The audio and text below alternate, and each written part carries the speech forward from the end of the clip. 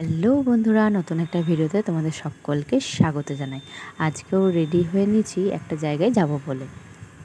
মলে চলে এসেছি আমি, ছেলে আর মেয়ে মিলে। কিছুগুলো গিফট কেনার আছে, সেই জন্য বেশ কিছুগুলো জিনিস কিনে নিয়েছি। তোমাদেরকে অন্য সময় দেখাবো কী কী কিনেছি। আর মলটাতে প্রচুর ভিড়, লম্বা লাইন বিল করার সময়। চলো তাহলে ওই পুরো মলটা একটু ঘুরিয়ে দেখিয়ে দিই কোথায় কী জিনিস আছে, তোমরাও দেখতে থাকো।